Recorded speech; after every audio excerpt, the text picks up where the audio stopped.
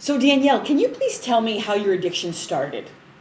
Well, when I was 18 years old, I had got diagnosed with rheumatoid arthritis, which is a debilitating disease with chronic pain.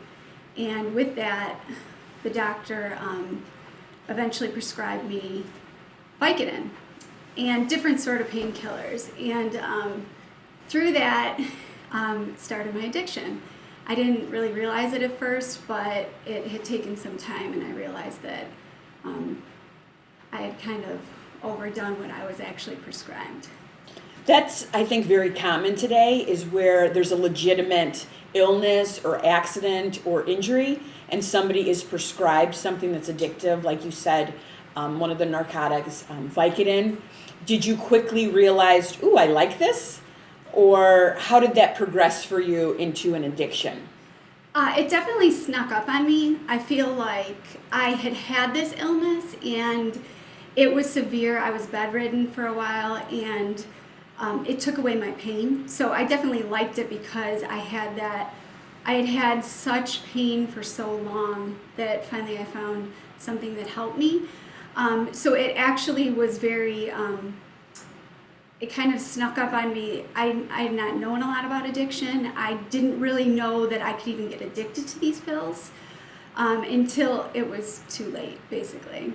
So that's interesting. So while you're being prescribed a very addictive substance for a length of time, the doctor never was concerned or never let you know that this is very addictive and, I don't want to keep you on this forever. We're going to have to come up with another pain management plan. Or was it just, you just kept getting the Vicodin?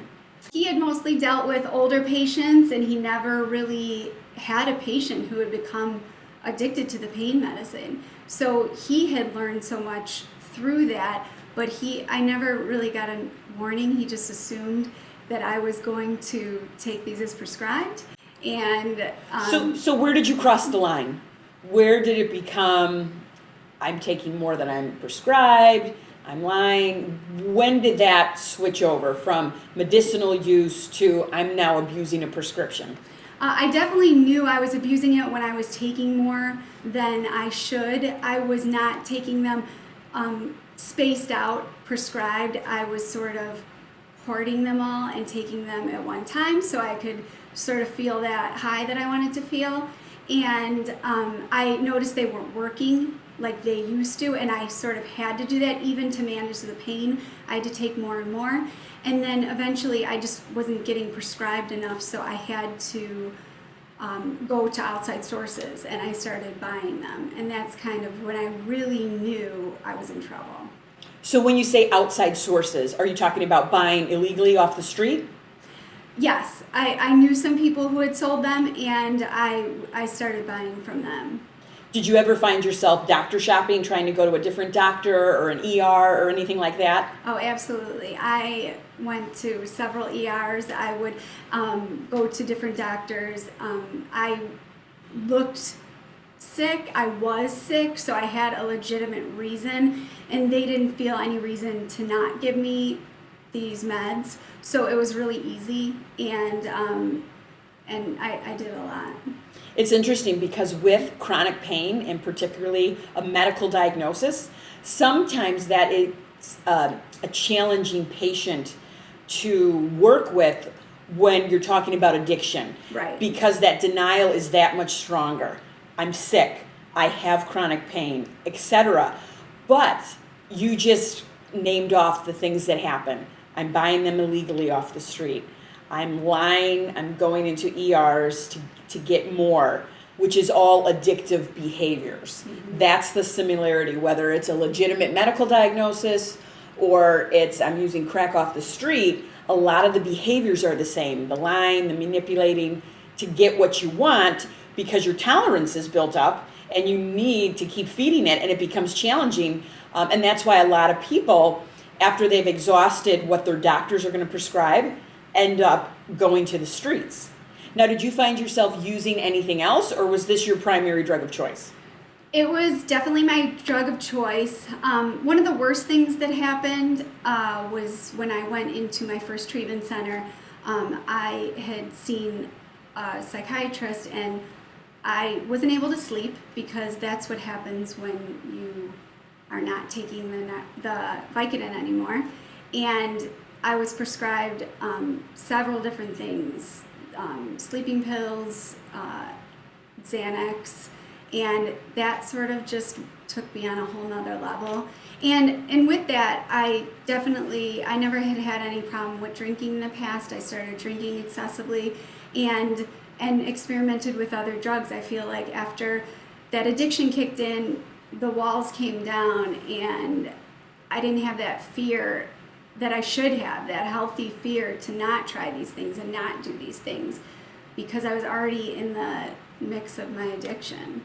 Well, and it's tough too once you have realized that a substance can alter your mood. Mm-hmm. We call it drug-seeking behavior. When I worked hospital units, so often we would have clients in the units for treatment, but they're constantly at the nurse's station. I have a headache, I have a stomach ache, I can't sleep. Every ailment they want a pill for. And it's very surprising when you say you were in treatment and here you're being prescribed, you already had a chronic medical condition and you're being prescribed very addictive opiates, Vicodin, etc. And now we're going to throw in benzodiazepines, which are also highly addictive, particularly Xanax, and then throw in a sleeping pill. So the cocktails that people can come on are exhaustive. And it's unfortunate that happens.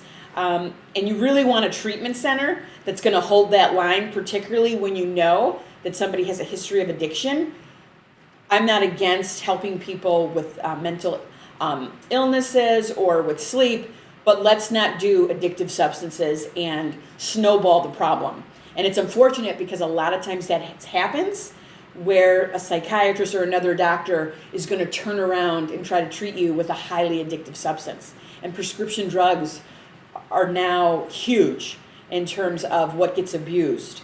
So that's really unfortunate. So when you went to treatment, did treatment work? Were you able to find recovery? Or tell me how you got sober. Well, I went to about 6 or 7 different treatments. It obviously didn't work the first few times. Every treatment that I went to, I got closer to getting sober. Why would you say it didn't work? When you say it didn't work, can you identify, do you have any insight into why it didn't work? Oh, absolutely. I think I wasn't ready for it, even though I thought I was. And that's the tricky part about addiction. Even when I was using pain meds, my pain was real. I couldn't sleep.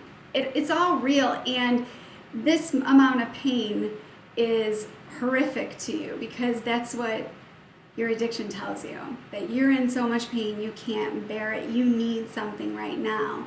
And I would go through treatment. I might go through the detox and get a little sober and then come out and the pain would be back and I would need it again. And I didn't have any tools to really get me past that pain and get me past that craving, which I didn't really know what that was at the time. And it wasn't really until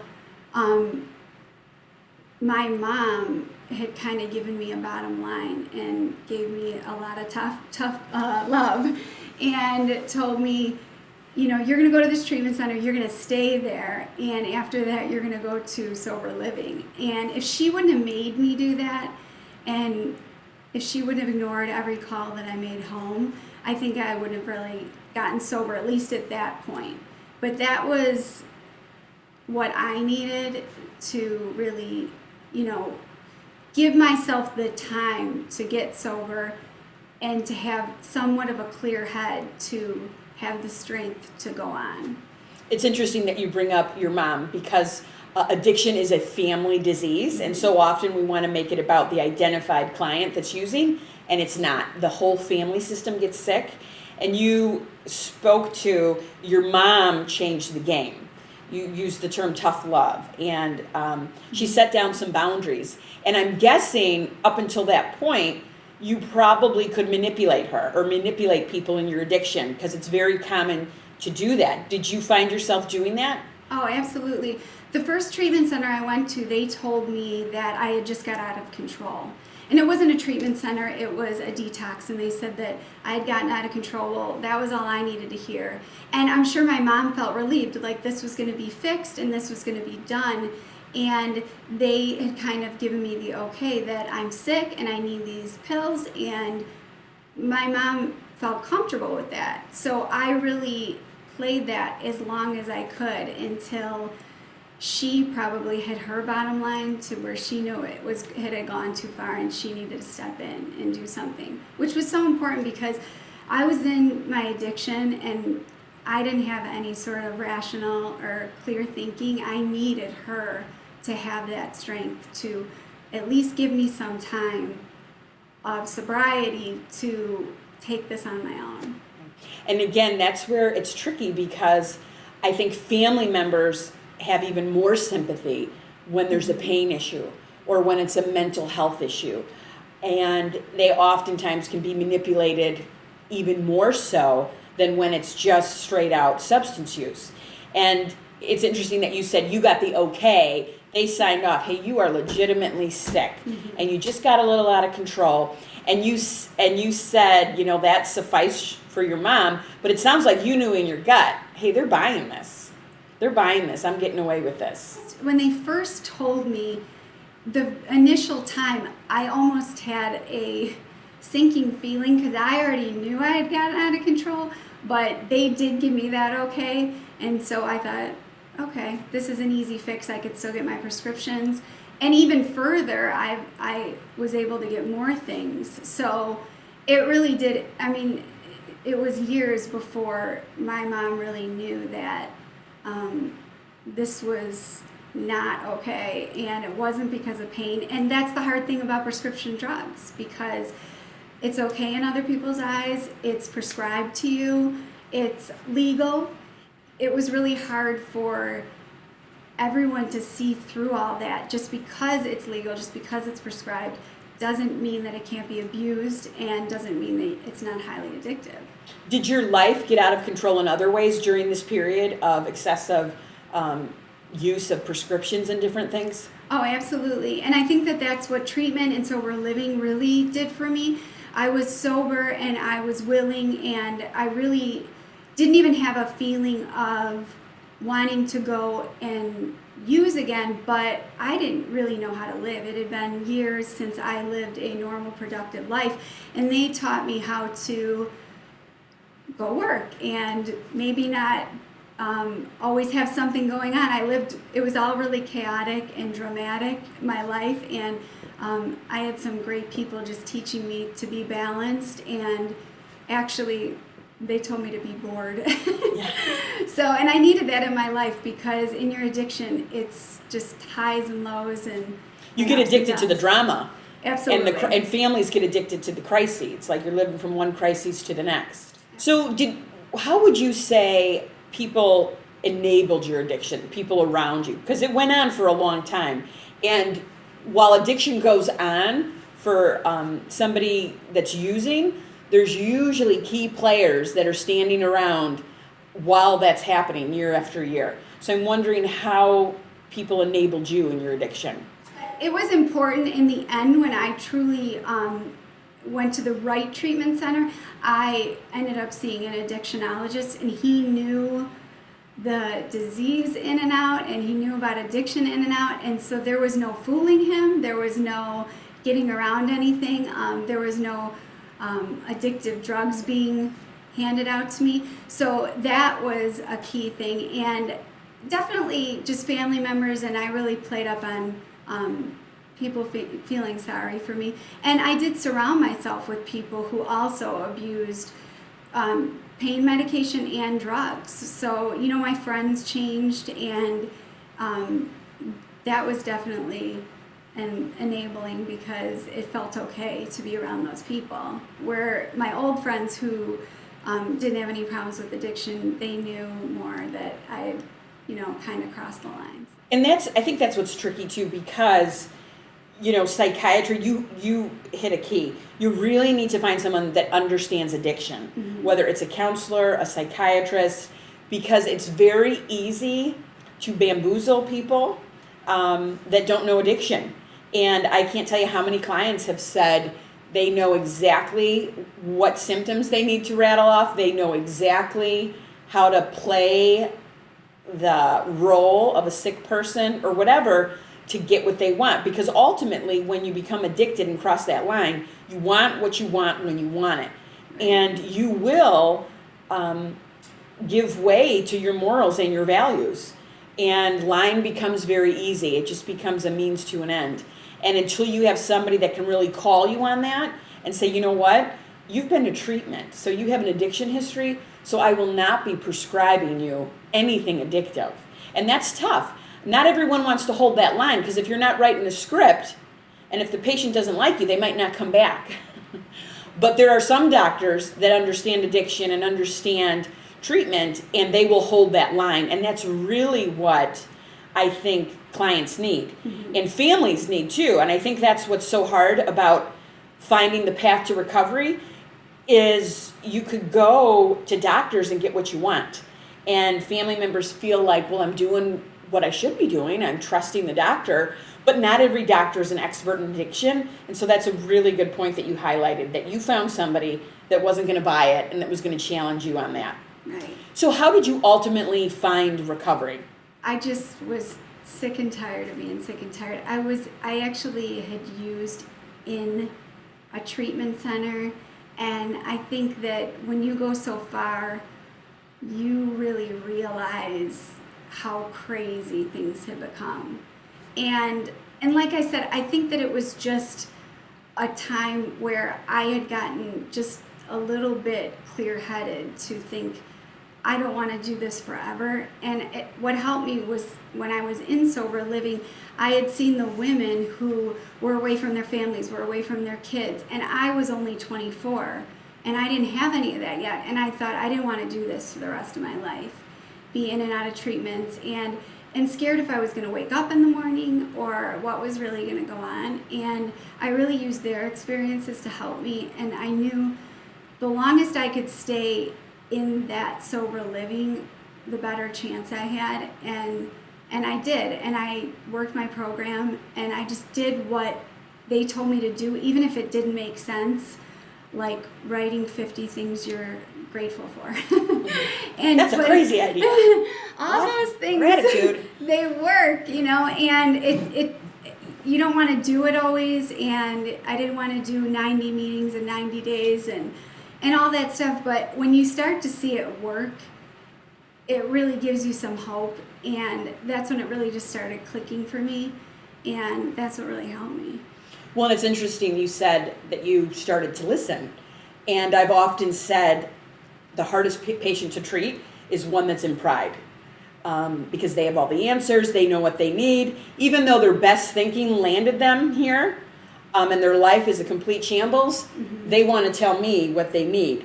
And the patients that recover and get well, they're humbled. They've been humbled by life. And with that humility comes a teachableness, comes an openness, and they're willing to do things different. And you were willing to do that. Even then you said, it didn't really make sense, but it's the openness and the willingness, because my life, I keep driving the car and the car keeps crashing, mm-hmm. So maybe I should get in the passenger seat. And that's really humility. So that's awesome that you found the humility, and it sounds like you found it through accountability in a recovery home. What was the worst that it got for you? Did you ever overdose? Did you have any experiences like that? Yes, I did. One time just by myself I did, and I woke up and almost couldn't believe I woke up, and there was another time where I was actually taken to a hospital. And, just waking up in the hospital and being disoriented, and, that was right at the end of my addiction.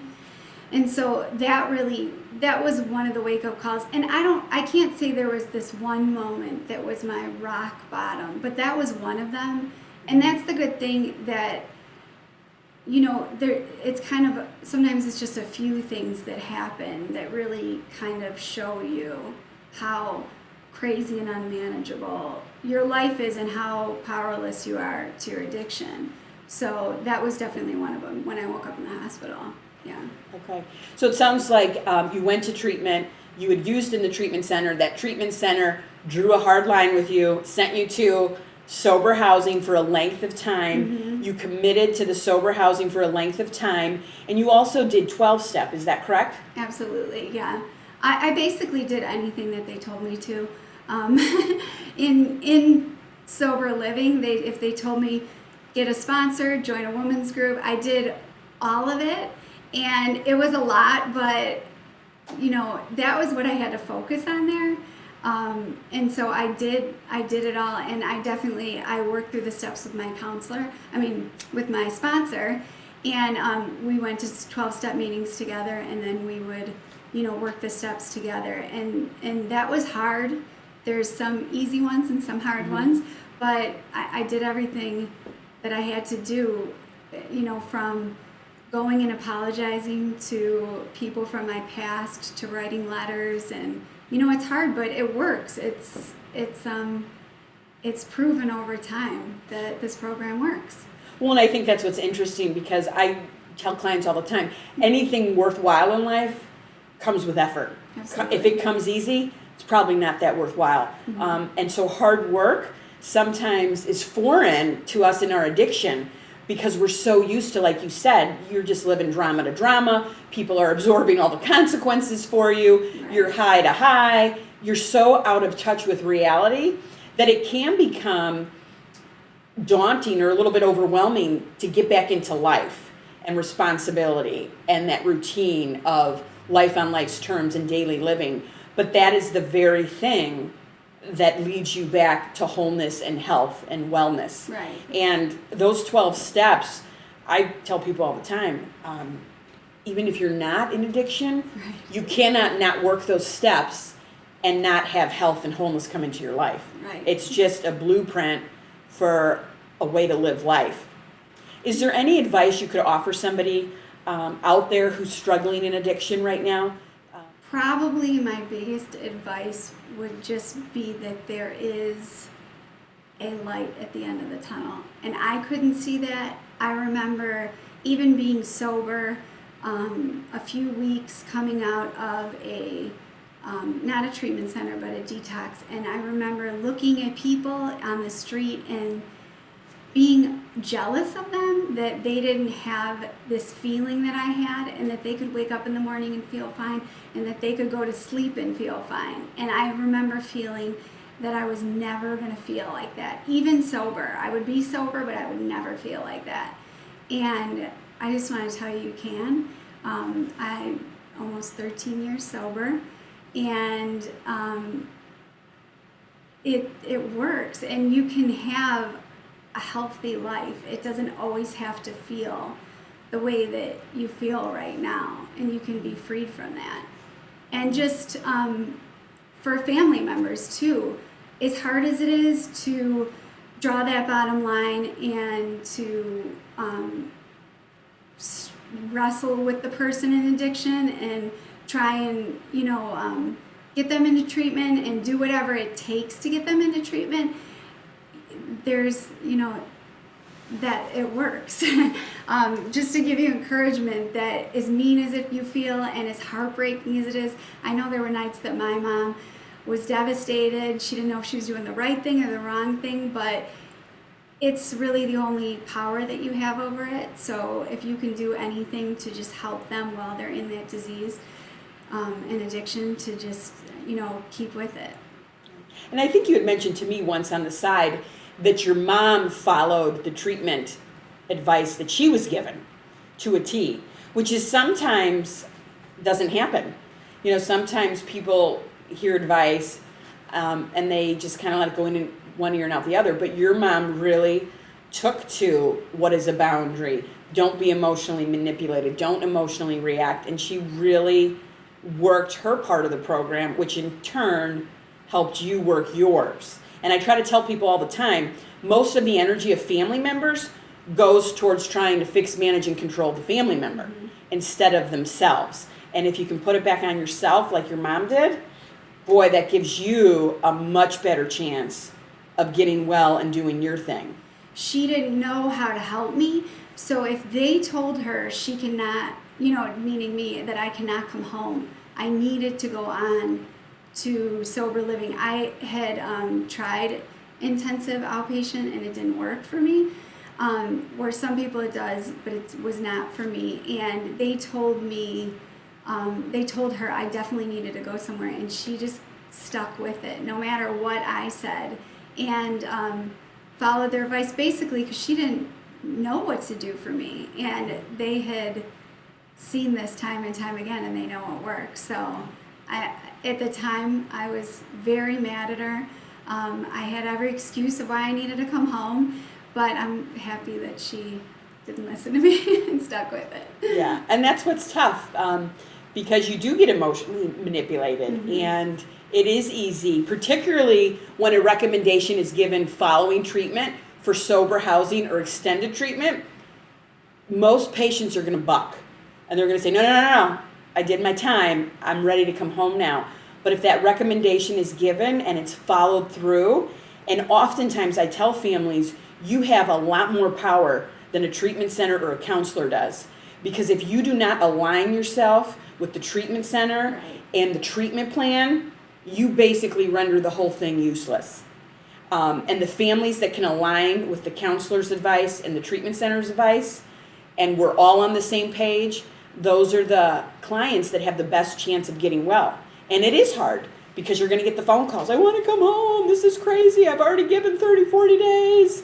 And so I'm so glad that your mom held that line, and I'm so glad that you found humility through all this, and congratulations on 13 years of sobriety.